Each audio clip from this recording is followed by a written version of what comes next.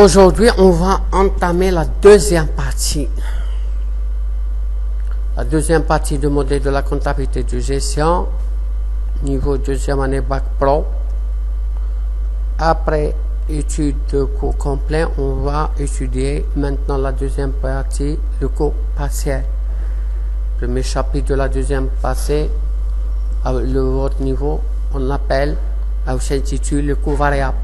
Nous avons vu que le cours complet retient une seule ventilation des charges de la comptabilité de gestion, charges directes et charges indirectes. On a vu dans les dernières vidéos. Le coût variable et les charges fixes, soit en combinant la ventilation filant et celle opérée pour les coûts complets. La méthode du coût partiel s'inscrit dans la même ligne que celle du coût complet, c'est-à-dire qu'ils viennent pour alléger les calculs longs et fastidieux de la méthode du coût complet. Il en découle que les charges retenues pour les coûts partiels sont les mêmes que pour les coûts complets. Donc l'expression charge de la comptabilité analytique, de la même chose de la comptabilité de gestion, reste valable pour ces coûts. Seulement au lieu de s'orienter vers le calcul du coût complet, on s'oriente vers le coût partiel. Rappelez qu'un des objectifs du coût partiel, c'est la comparaison des performances de l'entreprise par rapport à la concurrence et à la moyenne de la branche. Section 1. Contenu du coût variable. Le coût variable consiste à ventiler les charges en charges variables et en charges fixes.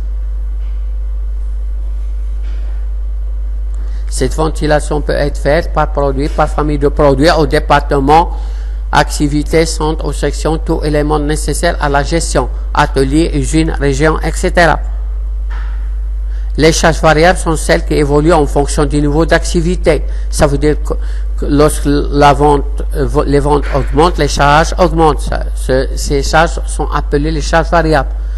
C'est la production. Ça veut dire les charges variables augmentent ou diminuent selon que la production augmente ou diminue, le nombre d'unités neuves, etc. Sans que cette évolution soit nécessairement proportionnelle.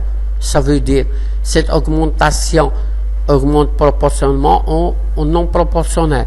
Les charges fixes sont celles qui sont stables ou totalement indépendantes du niveau d'activité, du moins dans le cas d'une structure. Ils sont supportés par le même montant qu'il y a production ou pas.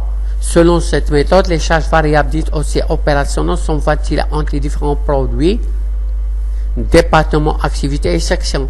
Contrairement aux charges fixes dites aussi de structure, la somme des différentes charges variables par produit, activité, département, section, etc., éléments de l'analyse, donne le coût variable de cet élément. Comparé au chiffre d'affaires de l'élément, il nous permet l'obtention de la marge sur le coût variable de l'élément. La somme des différentes marges diminuées des charges fixes communes au global nous donne le résultat courant global, ce qui correspond au tableau suivant. Ça veut dire on a l'élément d'analyse, on a 4 éléments, élément 1, élément 2, élément. Les chiffres d'affaires, ça veut dire les ventes sont respectivement A ce sont des chiffres, quel que soit le chiffre. Pour l'élément 1, c'est A, pour l'élément 2, c'est A', etc. Les charges variables sont B, B', B seconde, B tertielle.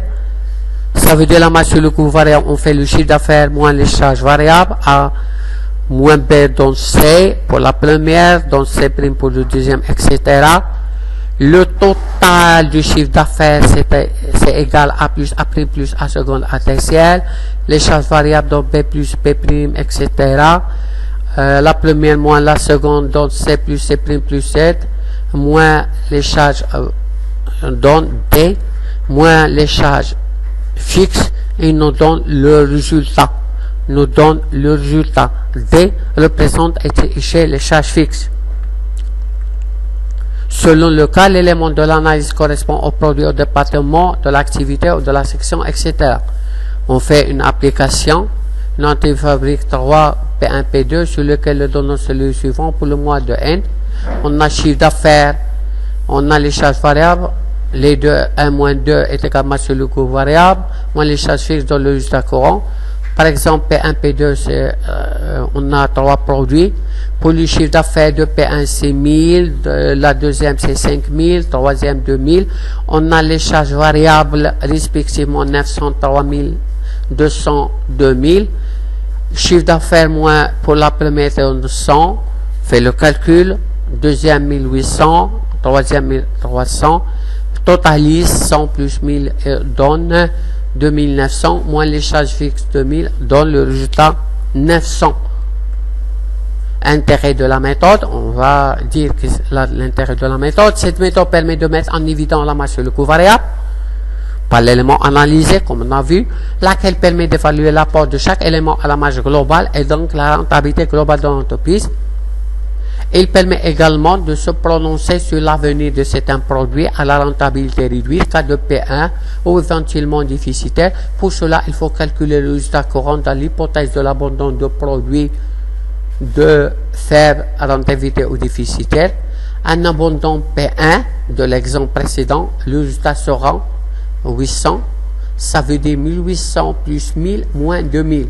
Le résultat se trouve diminué du fait que les charges fixes sont incompressibles.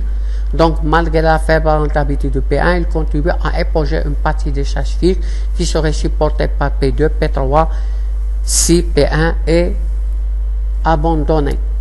Il permet également de projeter les résultats dans l'avenir, soit lorsque l'entreprise est en sous-emploi de ses acteurs de production, soit en changeant de structure. Dans ce dernier cas, les charges fixes vont évoluer par paliers successifs. Les charges variables peuvent évoluer de manière non proportionnelle. On va maintenant faire les difficultés qu'on raconte par l'application de cette méthode, les difficultés et inconvénients de la méthode. Premièrement, les difficultés. La distinction entre les charges variables et les charges fixes est difficile. C'est normal, car l'essentiel des charges contient une partie fixe et une partie variable, mais dont les limites sont difficiles à déterminer. En effet, la numération du personnel comprend le salaire de base, qu'on peut considérer comme charge fixe, mais cet élément évolue lui aussi en fonction de l'avancement de chaque membre. La prime d'ancienneté n'est pas fixe que pour une période. Les dotations aux amortissements sont généralement fixes, mais le procédé entraîne une modification de leur montant. La répartition des charges variables entre les éléments de l'analyse peut conduire à des approximations, d'où les recommandations des théoriciens de n'affecter que l'élément des charges qui ne se prêtent à aucune équivoque. Les autres charges seront traitées globalement, ce qui correspond à la situation suivante. Par exemple, on fait un exemple, charge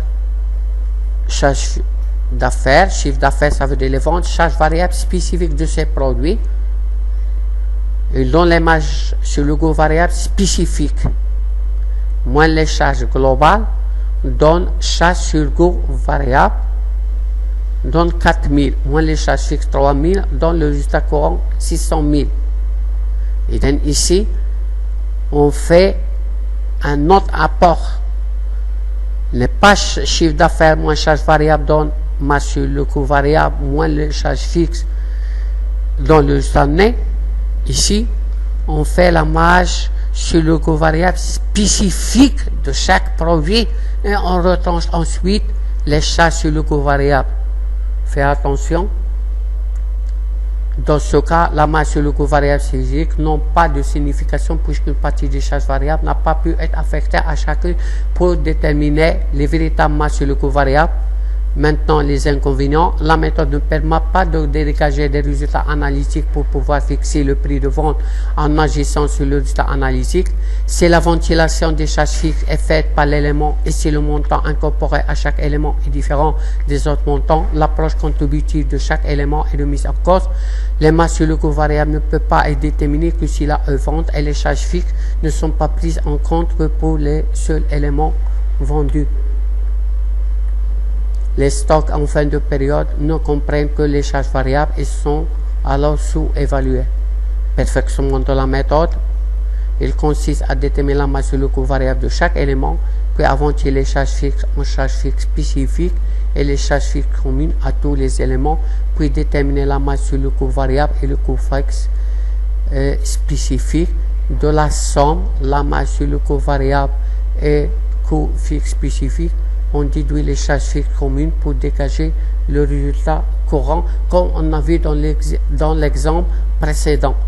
Dans l'exemple précédent de difficulté.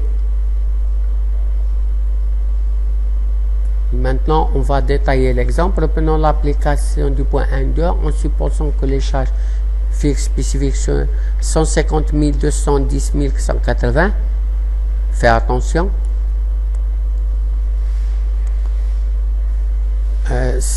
On va, n'est pas en 1000.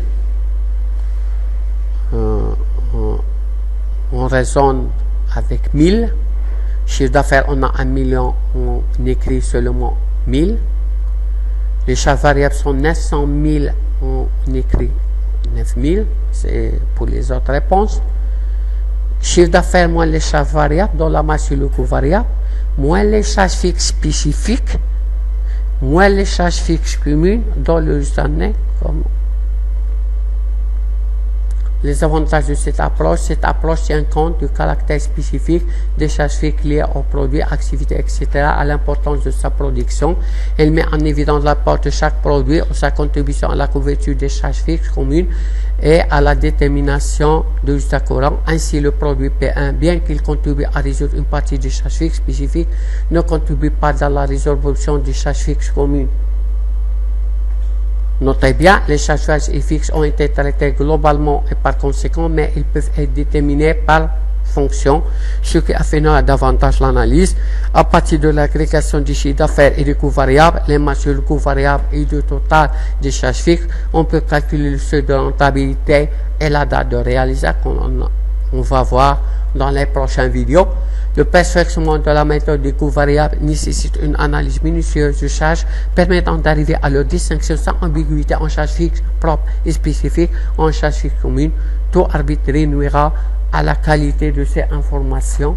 Merci de votre attention et abonnez-vous. اشوفوا إن شاء الله بالجديد وباقي قد تطرحوا الأسئلة وأنا à votre disposition. Merci de votre attention. Jusqu'à la prochaine vidéo.